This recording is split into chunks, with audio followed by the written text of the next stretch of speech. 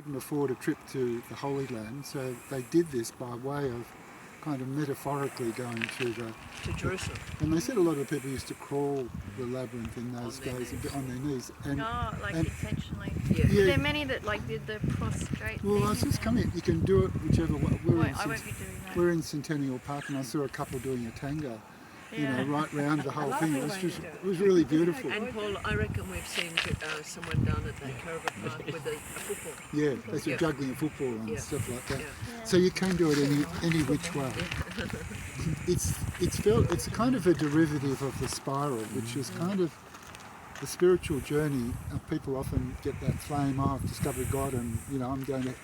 But most people who have done that discover it's a long and arduous journey, and sometimes you feel closer to God and sometimes you feel further away, and so it maps that kind of, we sort of go closer, but we move away, and then we change our orientation all the time.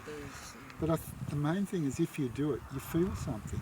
It's a bit like hugging a tree. People might mock it, but when you hug a tree, you actually feel something very beautiful in doing it. And it's the same with the labyrinth. I think it's just something, if you can be as present as you possibly can, and what I mean by that is just notice how these pebbles feel under your feet, and look around you and notice what's happening in the sky and the trees.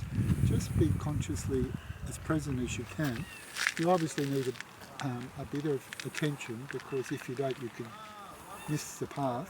But as long as you give it some attention, then you will end up in the middle. Mm-hmm. And we suggest when you do get to the middle, maybe spend a few moments. It's a moment it's a sort of sacred time. You've arrived. And then there's the journey back. And that's also something that takes, if we put the two together, it's over a kilometre of walking that we've done. So, I think that's it. I suggest a couple of practical things. In terms of how fast you should walk, this is just a kind of a guide, but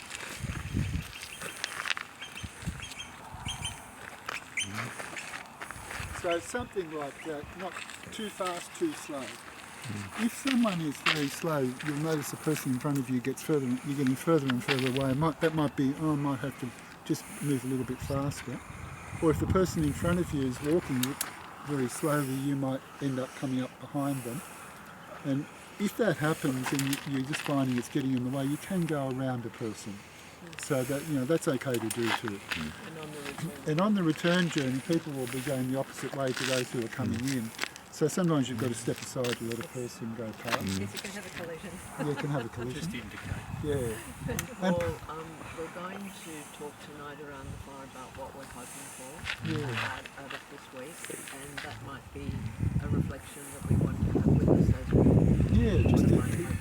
as some people hold a prayer in their mind or an intention, so I think that's a good intention. Just what am I hoping for these days ahead, because we'll be asked to talk about that later. So. And I'll just say that if you feel you don't want to do it all, and that happened on the weekend, some people didn't, there's a seat over there, there's that white seat at the point where you've had enough, or there's another seat down here behind us, Joy's seat down there. So just do as much as is right for you today. Yeah. And I'll be the person who'll kind of let you on the labyrinth, and I'll just swish with a little bit of water. It's sort of symbolic of being blessed. And it's a kind of official welcome to the retreat. And I'll just hold you until the next person's gone far enough that the next person can join. Okay? And then we'll all arrange ourselves around the edges. When we finish, we're going to do that now while people are starting. Yeah, if people could just spread back. And then we'll go into the room together. And one person will come from that side and one from this, and I'll bless each person as you started. So